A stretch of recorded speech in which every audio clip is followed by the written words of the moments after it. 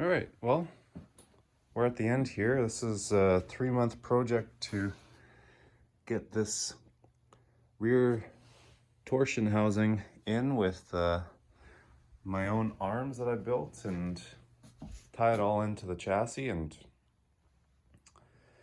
yeah, it was a lot of work, but I think it was worth it. I'm pretty happy with how it turned out. So watch the video and see how I did it. I just made this jig. This is how I'm gonna mock up all of my trailing arms. So what I ended up doing, I'm gonna make them pretty much symmetrical, except for when I go to weld it, depending on left or right, I'll put a little washer between the bottom, or if I'm making the other side, I'll put it on the top. So that'll just kind of tilt this end plate one way or the other, depending on if it's gonna be a left or a right. So I took measurements of a stock trailing arm, center to center of the pivot bushing, or center of the inner pivot, 16 5/8 by 16.5. So basically you could call it 16.5 by 16.5. And then a rough estimate of some drums that I measured up to my Toyota axle, and the Toyota axle is actually thicker by about what is that, half an inch? I'm calling that like a moot issue. I'm not really going to do much about that. I'm not too worried about the thing being too wide. So basically I'm going off of the 16 5/8 and 60, so making my trailing arms 3 inches wider, 5 inches longer. So what I came up with for the new ones is going to, oh, and I'm also changing the angle of the inner pivot. So the stock Volkswagen arms, that inner pivot's at somewhere around 14 degrees. And my new ones, to mitigate the amount of camber change through the suspension travel, because I'm going to be cycling this thing a lot more than a stock arm would be, I'm actually going to run it at 7 degrees. So then there you go, 19 5/8 by 21 5/8 will give me a 3x5 arm.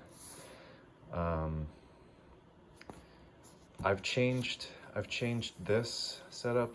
The arm was just so bulky when I had a big such a big wedge out of it. So you can see the new wedge is, I think it's something like 5 3/4 and 5 inches on the inside. I just wanted enough to give myself a nice spread and give room for all the CV and everything on the inside. Yeah, so then I made my new trailing arm jig, and this angle is not 90 degrees, it's 83 degrees. So 90 minus 7, 83 degrees, which means that on the center line here, which I made, I can make all my pivots directly above that center line, which is exactly 83 degrees to this tube. And then I added this gusset so that the arm doesn't want to, go out of true while all the heat of welding is going on.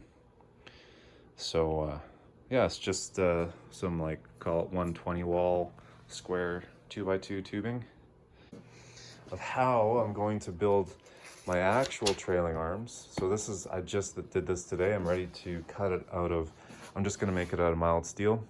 It's a cheaper material. I don't want to invest a bunch of money just to figure out that I fucked it up. So just 1/8 inch mild steel. I'm going to do some inner structure as well. Probably some triangulating. I'll take videos of that all. But here's some of the degrees and maths, and I really wish I paid more attention in geometry class, because it would have come in handy. But all right, I got all my parts cut out over there, and I'm ready to start welding this thing together. So this is kind of how this jig works. I got my bearing plate here, and I got all the metal, or the mill scale cleaned off the edges, so I got a nice clean welding surface.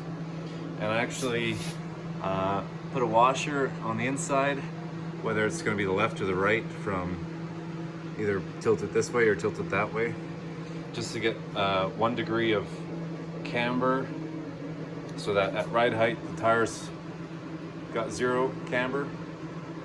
The tire will arc through the suspension travel.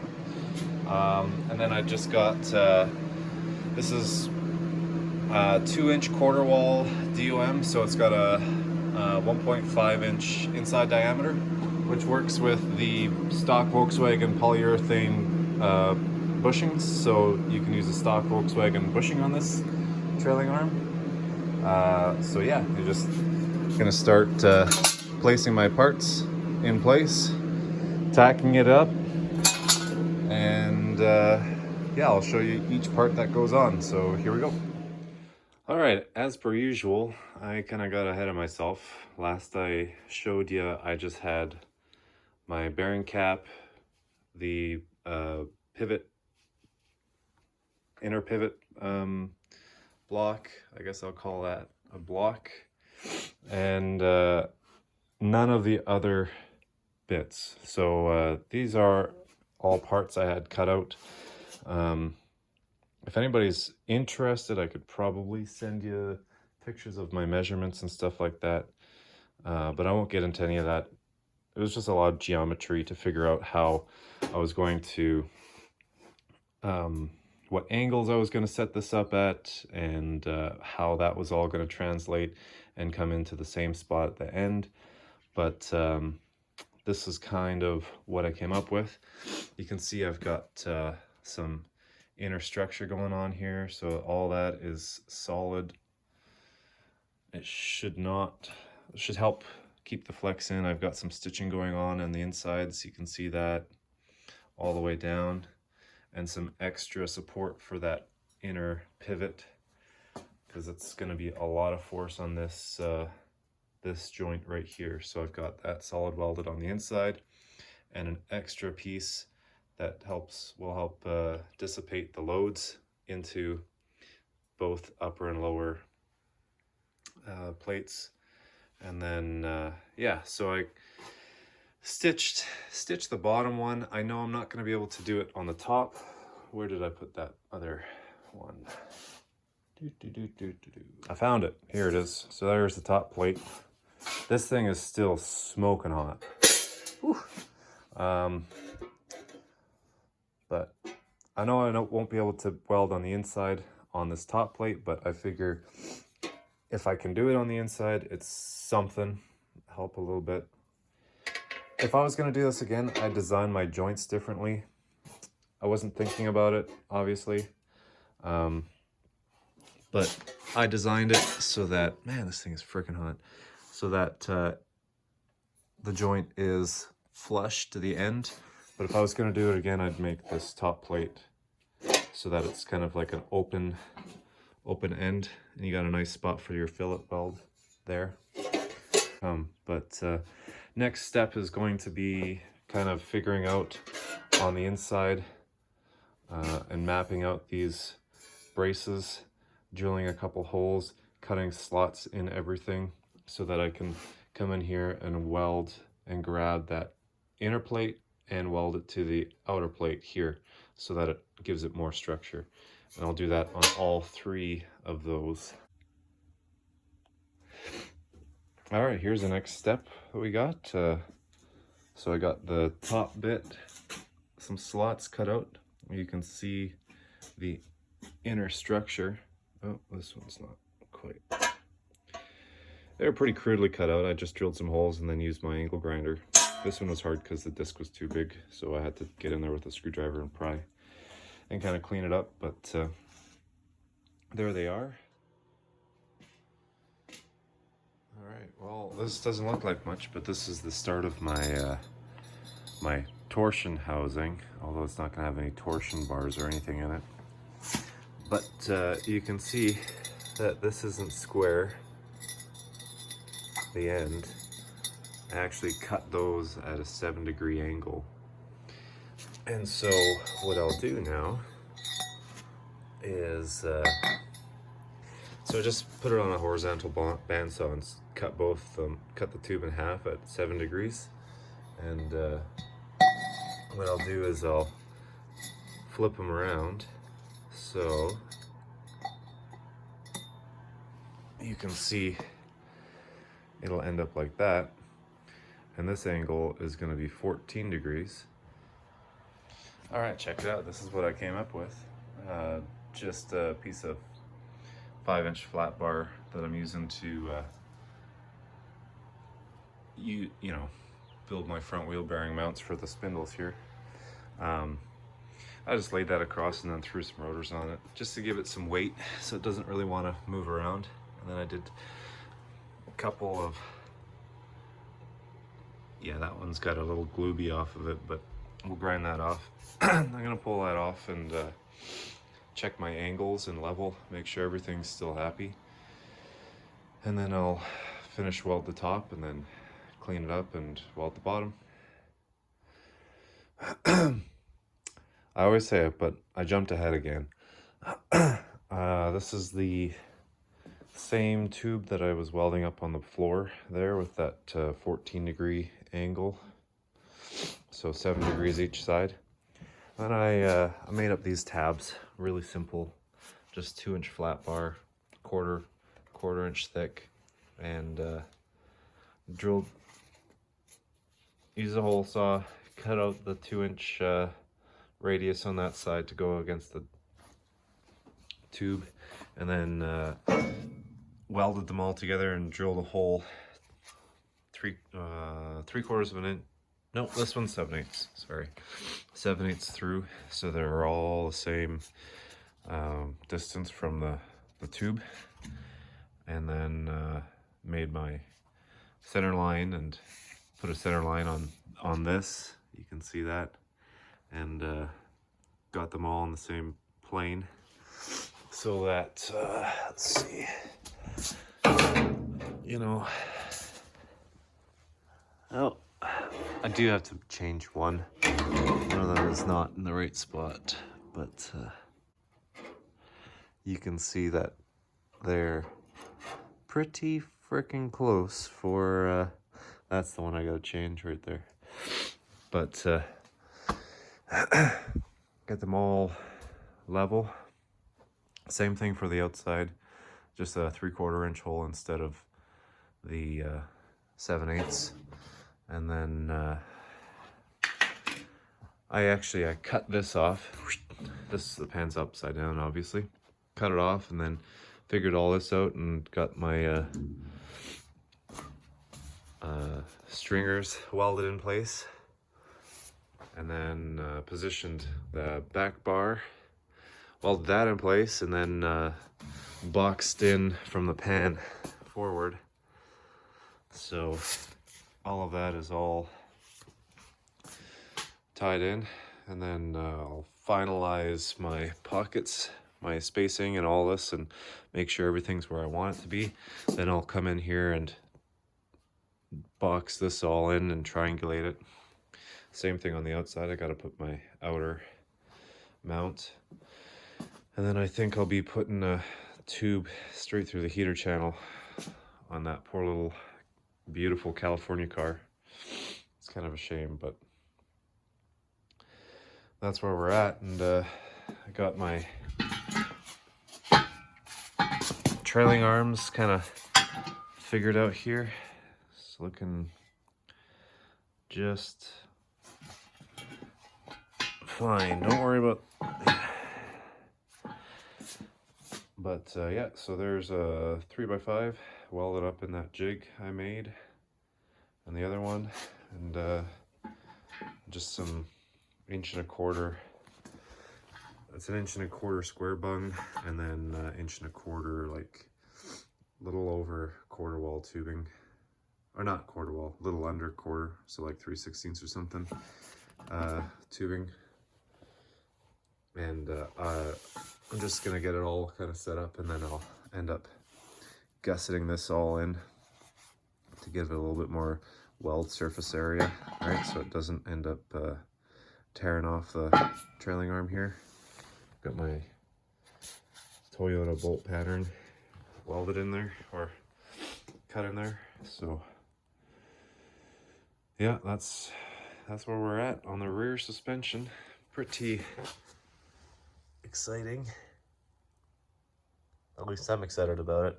It was a lot of freaking work, guys. But yeah, there we are. All right, well, I went ahead and got it all gusseted up, and I ended up moving all these mounts. Probably spent like 12 hours trying to get all these straight. But everything moves around so much when you weld it that I don't know if it was time wasted or time well spent, but I ended up getting it within 30 thou from end to end, which is probably way more, probably actually a little overkill trying to get it that exact. But yeah, so I ended up, I got double plated with the teardrop gussets in there, and then gusset at the top and clearanced all that. So that's double plated, so an inch at every single spot, every single mount. So half an inch thick, half an inch thick, half an inch, half an inch. Should be plenty strong for what I'm trying to do. And then gusseted that all in. I'll flip this thing over so you can actually see it, but yeah. Plated the center in. Got all that kind of figured out. So we're there. It's pretty much ready to flip this thing over, finish cutting the heater channels, and place this thing down. Place the body down on the chassis for good. Start caging it up. That's super exciting. All right, well, now got the body going back on, and since I put these outer tubes in, I gotta cut a portion of the heater channel out. So that's what that looks like. You can see how much I actually had to cut off going in line with the heater channel there. I'm just gonna show you quick this cover panel that I made. It's a little bit of a weird shape because the heater channel kind of ducks and dives all over the place, but as you cut it or you know, on an angle outwards, but just to kind of block that area off. And then I welded a nut on the bottom so I can make right there, so I can make a panel that will block all that in, and then bolt to the pan here. So I'll try to seal it up a little bit. Okay. Anyways, all right, so there's that. All right, well, I got everything pretty much mocked up here. So the inner heim is in place, and I got my bolt through the inner pivot. And now I'm putting these braces in. So we're just gonna go straight out to the plate I welded on the two tubes out here. And just drill the hole straight through, and I'll weld it on the outside, on the inside, and then up there as well. I did that in two spots, so I'll cut that. Alright, well, basically what happened here was I welded this whole thing together, and the trailing arm warped, and my camber wasn't very good anymore. So this one ended up being almost 3 degrees different than the other side.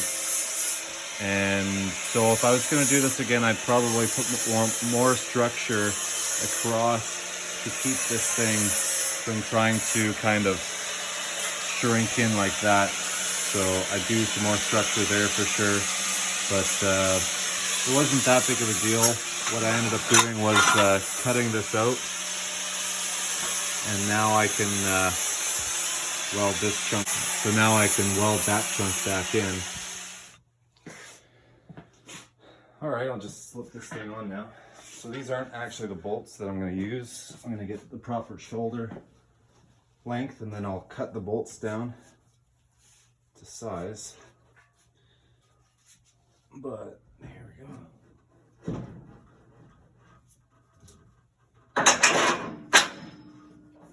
was lucky I got it first try.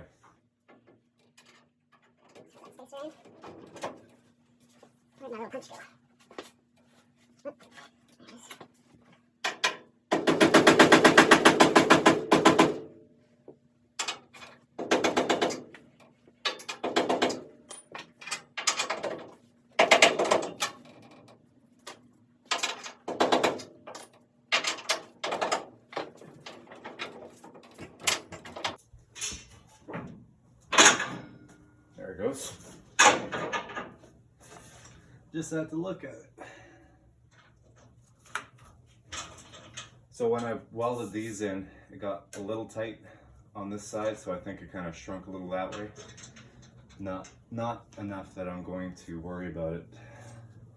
I'll go over the first set of whoops and I'm sure all of this will move again.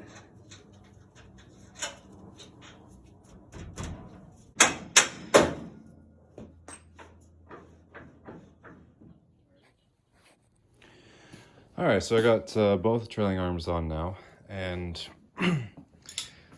I used my straight edge across the chassis here with a couple spacer plates to get above those the pan. Made sure that was level, and then did the same thing. I don't have a great spot. I don't have a straight edge that'll span between the bearing pockets, which would be ideal. But since this thing was built in the jig and they're actually very symmetrical, other than a couple of spots, it's going to be close enough, and I just leveled them off the same spot here, off the weld of course, right down on the plate, so it'll get me close enough.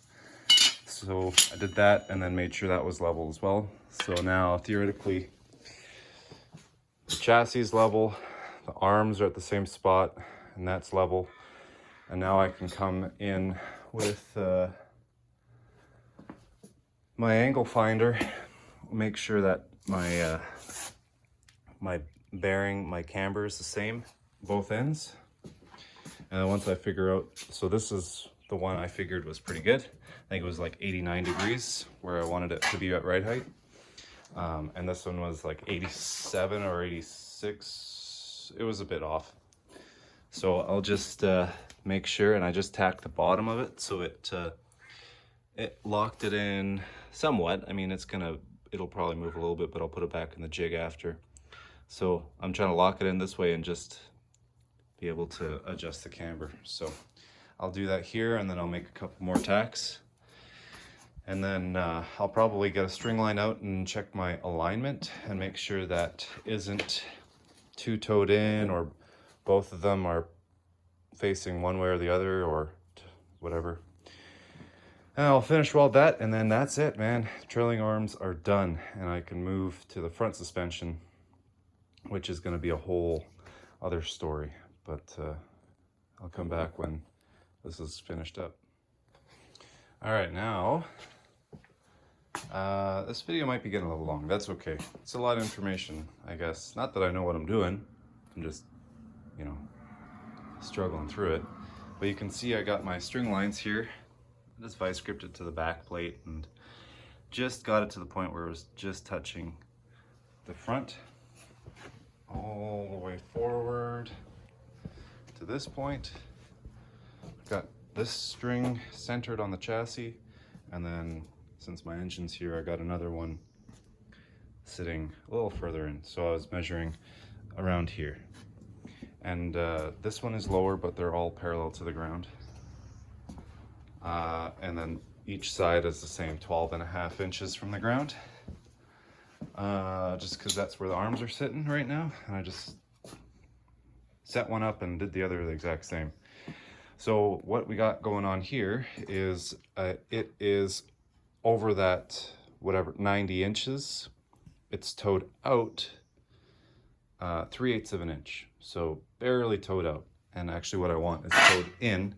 And that's all right because I had to pull this arm back a little bit to get that outer bolt in. And we got an adjuster here.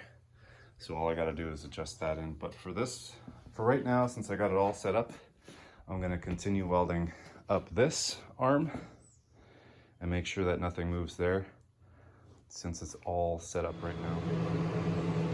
All right, that arm's off, back in the jig. I got it shimmed up to where I want it to be. The other arm shrunk a little bit too, so I had to cut up some shims that are sitting inside. Just lightly tighten down so that hopefully kind of helps keep this thing in check. So go ahead and weld this up as much as I can now and go from there.